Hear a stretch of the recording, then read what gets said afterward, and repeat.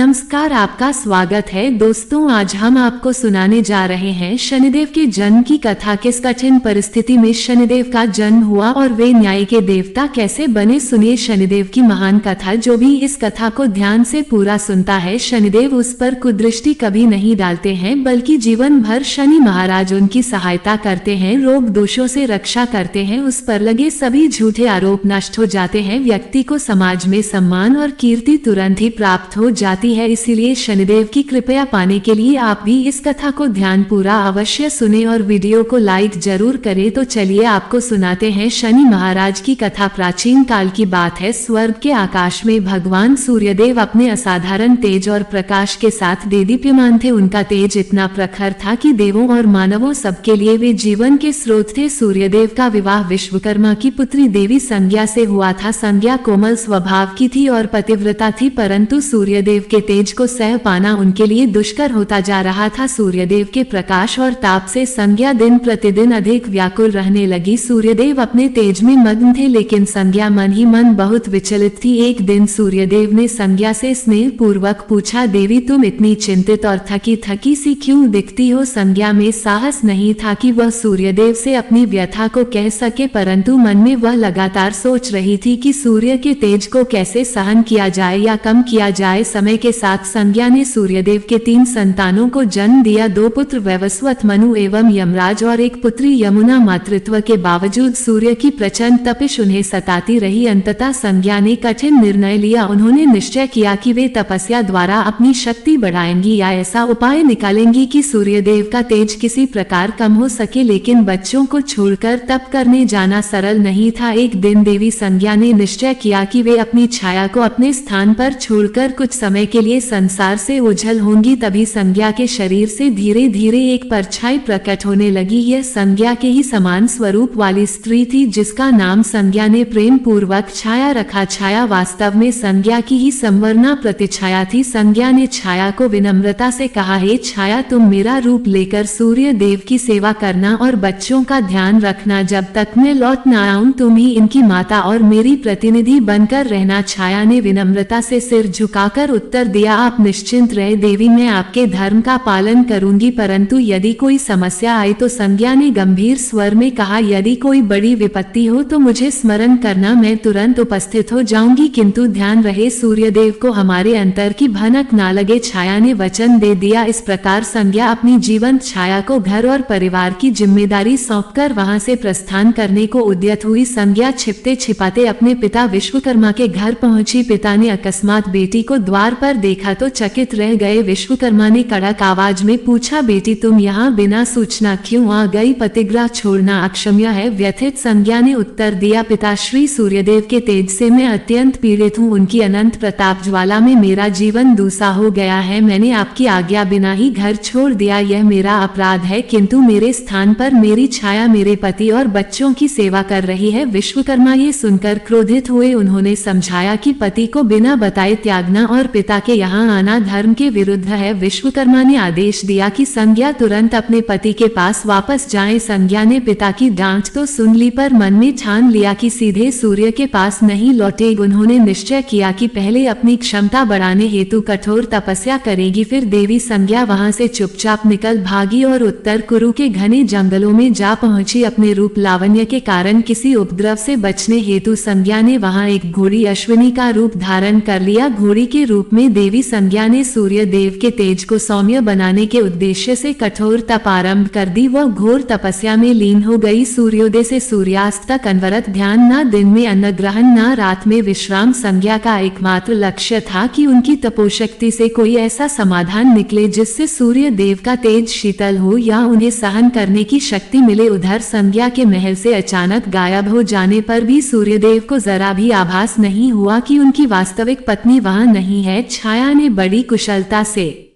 संज्ञा के स्थान पर स्वयं को ढाल लिया था। वह संज्ञा के समान ही बोलीचाली और व्यवहार करती, बच्चों की देखभाल करती और सूर्यदेव की सेवा करती थी। सूर्यदेव प्रसन्नित थे कि संज्ञा अब पूर्व जैसी परेशान नहीं लग रही। उन्होंने सोचा शायद समय के साथ संज्ञा ने स्वयं को अनुकूल कर लिया है। इस प्रकार छाया के साथ सूर्यदेव का गृहस्थ जीवन सुचारू रूप से चलने लगा। समय बीतने लगा। संज्ञा के छोड़े हुए तीनों बच्चे यम, यमुना और मनु छाया को ही अपनी जननी मानकर स्नेह करने लगे थे। छाया भी उनके प्रति पर्याप्त ममता दिखाती, किंतु हृदय में वह सदा सजग रहती कि वह मूल माता नहीं है। सूर्यदेव छाया के साथ वैसे ही व्यवहार करते जैसे पहले संज्ञा के साथ करते थे। छाया मन ही मन देवताओं के देव महादेव शिव की परम भक्त थी। संज्ञा के वचन के अनुसार वह तन मन से सूर्यदेव की सेवा तो करती, पर हृदय में भगवान शिव की आराधना प्रतिपल चलती रहती। कुछ समय बाद छाया एक दिन अप्रत्याशित रूप से स्वयं को गर्भवती अनुभव करने लगी। सूर्यदेव के तेज से वह गर्भ काफी ऊर्जावान था। छाया ने मन ही मन भगवान शिव को स्मरण किया और निश्चय किया कि वह इस गर्भस्थ शिशु के लिए कठोर तप करेगी ताकि बालक को शिव की कृपा प्राप्त हो और कोई अनिष्ट न हो। अब छाया प्रतिदिन सूर्य लोक में रहकर भी घोर तप का पालन करने लगी। गर्भवती होने के बावजूद छाया प्रातः काल सूर्य की पहली किरण के साथ उठती और भगवान शंकर का ध्यान करती। तेजस्वी सूर्य की किरणें सीधे उनके शरीर पर पड़ती, पर छाया उन किरणों की परवाह किए बिना भूमि पर नंगे पैर खड़ी होकर भगवान शिव का नाम जपती रहती। उनका ये कठोर व्रत कई दिनों तक निरंतर चलता रहा। छाया के इस अटल तप और निर्जल व्रत का प्रभाव उनके गर्भ पर भी पड़ा। सूर्य देव की तीक्ष्ण किरणें सीधी गर्भस्थ शिशु पर पड़ रही थी। ऊपर से माता अन्न जल बिना तपस्यारत थी। इस दुआया साधना के परिणाम स्वरूप गर्भस्थ शिशु का वर्ण धीरे धीरे अंधेरे के समान काला होने लगा, मानो माँ की तपस्या की तपिश और सूर्य की गर्मी ने मिलकर उस बालक को श्याम वर्ण प्रदान कर दिया हो। हालांकि छाया को इसका भान नहीं था। वह तो अपनी साधना में लीन थी और गर्भ की रक्षा व शिशु की शक्ति के लिए शिव से प्रार्थना कर रही थी। समय आने पर छाया ने एक पुत्र को जन्म दिया। उस नवजात बालक ने जन्म लेते ही झोर की क्रंदन ध्वनि के साथ अपनी उपस्थिति दर्ज कराई। यह बालक औरों से भिन्न था। उसका शरीर एकदम श्याम काला था, आंखें तीक्ष्ण थी और मुख पर अजीब सा तेज था। सूर्यदेव को जब समाचार मिला कि पुत्र का जन्म हुआ है तो वे प्रसन्न हुए और उत्सुकता पूर्वक शिशु को देखने आए। जैसे ही सूर्यदेव की दृष्टि बालक पर पड़ी, उनका मुख आश्चर्य और असमंजस से खुला रह गया। ये क्या है? इसका रंग इतना काला क्यों है? सूर्यदेव के मुख से अनायास निकला नवजात शिशु का श्याम वर्ण देखकर सूर्य को आश्चर्य हुआ और तुरंत ही उनके मन में संशय के बादल घिर आए। उन्होंने मन में सोचा कि उनकी तेजस्वी रक्त सेना वंश में ऐसा काला बालक कैसे जन्म ले सकता है। पल भर में प्रसन्नता क्रोध में बदल गई। सूर्यदेव की भरीकुटी तन गई और आंखें लाल हो उठी। छाया उनके मनोभाव समझकर घबरा गई। उन्होंने शांत स्वर में समझाना चाहा, हे देव, बालक का वर्ण संभवतः मेरे कारण श्याम हुआ है। गर्भावस्था में मैंने कठोर तप किया, भोजन भी नहीं किया। शिशु पर शायद उसी का प्रभाव पड़ा है। पर क्रोध में अंधे हो रहे सूर्यदेव पर छाया की बातों का कोई असर नहीं हुआ। सूर्यदेव एक कदम आगे बढ़ाए और गर्जना करते हुए बोले, झूठ मत बोलो। तुम्हें लगता है मैं अज्ञानी हूँ? अवश्य ही यह मेरा पुत्र नहीं है। निश्चित ही तुमने मेरे पीठ पीछे कोई छल किया है। सूर्यदेव ने भरी सभा में अपनी पत्नी पर पराये पुरुष से संबंध का घिनौना आरोप लगा दिया। छाया ये सुनकर सन्न रह गई। उनके नेत्रों से अश्रुधारा बह चली। उसने हाथ जोड़कर सूर्यदेव को विश्वास दिलाने की चेष्टा की, स्वामी ऐसा अनर्थ मत कहिए। मैंने सदा आपकी सेवा की है, आपका अनादर कभी नहीं किया। ये बालक आपका ही अंश है। लेकिन सूर्यदेव क्रोधा थे। उन्होंने दासी सेवकों को आदेश दिया, इस स्त्री को और इसके काले बालक को महल से दूर ले जाओ। मैंने इसे अपना मानकर भूल की। सूर्यदेव ने नवजात को स्वीकारने से इनकार करते हुए छाया को तिरस्कार पूर्वक त्याग दिया। अपने ही पति के मुख से ऐसे कठोर वचन सुन छाया को मानो वज्रपात सा हुआ। उनकी आंखों से आंसू बहने लगे। उधर नवजात शिशु, जिसे अपमान का पूरा आभास तो नहीं था, लेकिन मां के हृदय विदारक रुदन ने उसे व्याकुल कर दिया। वह भी जोर जोर से रोने लगा। तभी सूर्यदेव ने क्रोधित नजरें उस बच्चे पर डाली। उनकी आंखों में अब भी संदेह और घृणा थी। आश्चर्यजनक रूप से उसी क्षण बालक ने रोना बंद कर दिया और धीरे से अपनी आंखें खोल दी। उस शिशु की कोमल आंखों में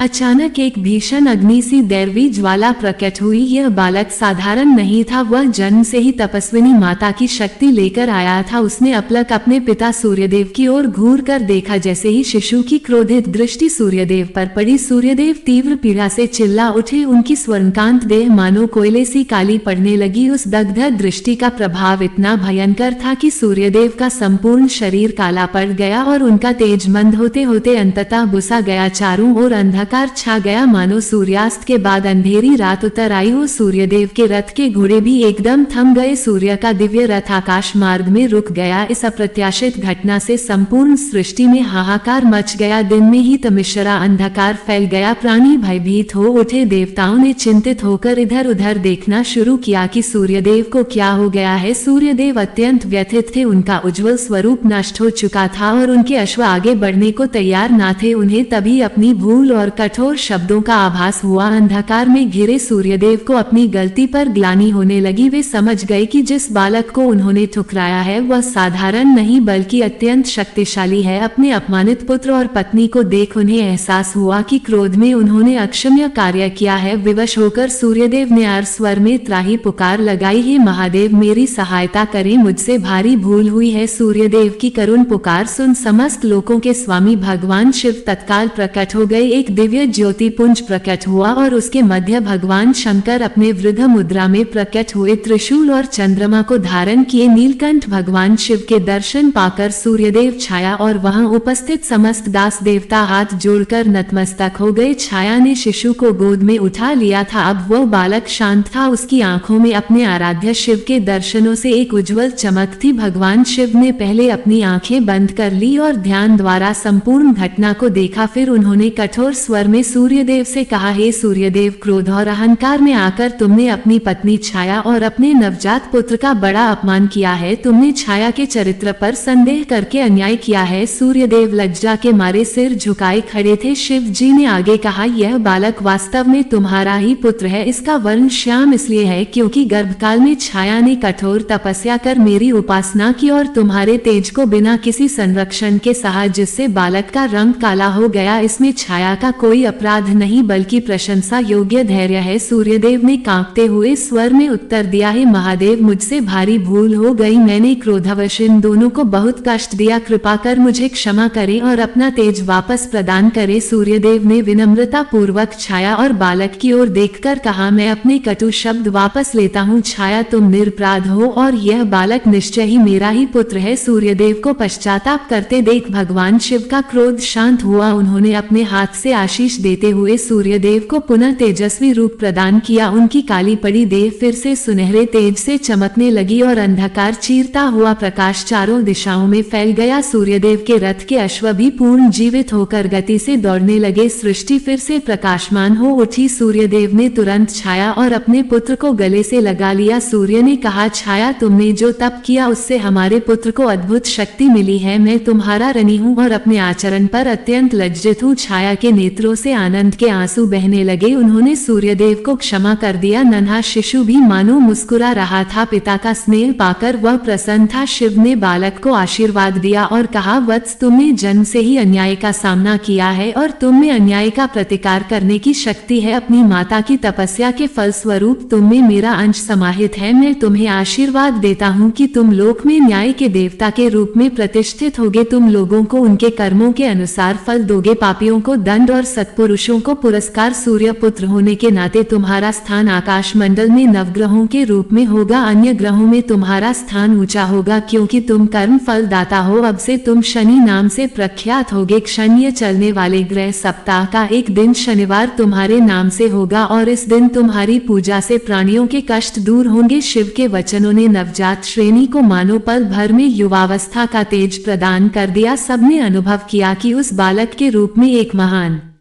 शक्तिशाली देवता प्रतिष्ठित हो रहा है। छाया ने शिव जी को हृदय से प्रणाम किया और बोली, प्रभु, आपके अनुग्रह से ही मेरे पुत्र को मान मिला। मेरी तपस्या सफल हुई। सूर्यदेव ने भी शिव की स्तुति की। शिव जी ने प्रसन्न होकर अंतर्ध्या होने से पूर्व कहा, याद रहे, शनिदेव प्रजा को उनके कर्मों का न्यायपूर्ण फल प्रदान करेंगे। इनकी दृष्टि से कोई भी कर्म छिपा नहीं रहेगा। तुम सब इन्हें आदर दो। वहां पर उपस्थित जनों ने जय शनिदेव, जय सूर्यदेव और हर हर महादेव का उद्घोष किया। शिव शिवजी अंतर्ध्यान हो गए। इस प्रकार छाया के तप से उत्पन्न श्याम वर्ण बालक शनि को भगवान शिव के आशीर्वाद से नवग्रहों में प्रमुख स्थान मिला और वे जगत के कर्म फलदाता न्याय के देवता बने। कालांतर में जब असली माता संज्ञा अपनी तपस्या से लौटी तब समस्त परिवार में पुनर्मिलन हुआ। सूर्यदेव ने भी अपनी गलती से शिक्षा पाई और सभी संतानों को समान स्नेह दिया। शनिदेव अपने पिता सूर्य, माता छाया तथा जगत पिता शिव के प्रति पूर्ण भक्ति भाव रखते हुए अपने कर्तव्य पथ पर चल पड़े। वे न्याय के कठोर किंतु निष्पक्ष देवता के रूप में प्रसिद्ध हुए। गलत कार्य करने वालों पर उनकी दृष्टि टेढ़ी जरूर होती है, परंतु भक्तों एवं धर्मपरायणों के प्रति उनका हृदय दयालु है। आज भी हिंदू धर्म में शनिदेव को ऐसा ग्रह माना जाता है जो प्रत्येक प्राणी को उसके कर्मों का उचित फल देता है। शनि देव की कथा हमें सिखाती है कि तप, धैर्य और भक्ति से प्राप्त शक्ति से अन्याय का अंत संभव है और ईश्वर के न्याय में प्रत्येक कर्म का फल अवश्य मिलता है। तो दोस्तों, उम्मीद है आपको शनिदेव की यह कथा पसंद आई होगी। वीडियो को लाइक जरूर करें और कमेंट में जय शनिदेव अवश्य लिखें। साथ ही वीडियो को परिवार के साथ शेयर करें और हमारे चैनल को सब्सक्राइब करें। आप सभी का धन्यवाद।